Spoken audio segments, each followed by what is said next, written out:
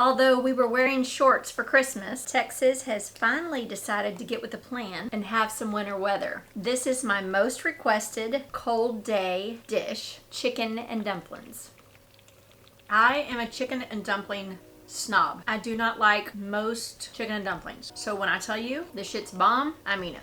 A little bacon grease from our bacon reserve. Yes, you can use olive oil. I didn't have quite enough. A little smoked olive oil. Add in onion, celery, and a little bit of mushroom. This recipe is a little bit different than the one in my cookbook. Essentially what we're doing is making our cream of chicken, cream of mushroom, and cream of celery from scratch. Chicken bouillon. Saute all this until it's tender. Minced garlic, as usual, 3 to 4 minutes. I'm making a really large batch. You could easily cut this in half. 1 stick of butter. This one's already halfway melted. 1 cup of flour. Cook this for a few minutes. We're going to get that flour taste out. A few cups of milk or so. You don't have to measure it. It doesn't have to be exact. Get this all well combined. Water. That was about 9 or 10 cups. Could add in salt, but I'm going to use some Cajun seasoning. A little bit of turmeric. That's really just for color. Nutritionally, turmeric is great for you for inflammation, but we really didn't use enough. Definitely doesn't hurt though. A rotisserie chicken. I would prefer to have 2 of these, but they only had 1 available. Just remove the skin and bones. My second choice of meat would have been chicken thighs, but they were also out of those. So we are doing chicken breast. This is like 4 large chicken breasts. Add some black pepper. Cover this and allow it to cook. And let's make our dumplings. Dust your surface area with flour. Make the classic biscuits as directed on the box. This is my favorite. I have made all types of chicken and dumplings, and this is my favorite. I'm doing 3 batches, so that's 6 cups of the mix, 2 cups of milk.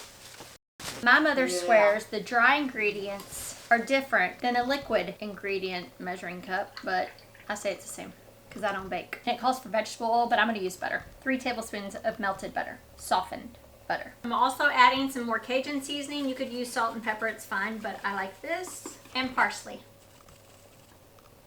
Allow it to set for just a few minutes.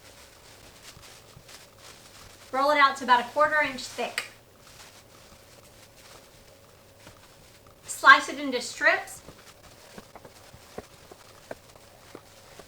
And then into squares. Now add 1/3 of your dumplings to your broth.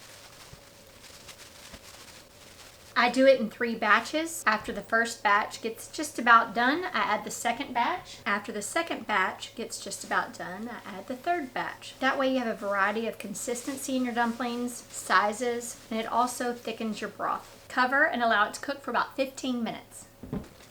I forgot to add the bay leaves earlier. A couple bay leaves. Now add the second batch of dumplings. Cover again for 15 minutes and allow those to cook. Now the 3rd batch. And we're also adding in the tops of celery and cilantro. Trust me. And canned carrots. Because these are so tender, you can add them in with the 3rd batch. If you choose to use fresh carrots, add them in with the 1st batch. Go ahead and give it a taste to see if you need any more salt. That's perfect. However, I would like some extra garlic and pepper. Cover again for the last time, at least 15 minutes, but probably longer because we want the inside of the dumplings to no longer be dry.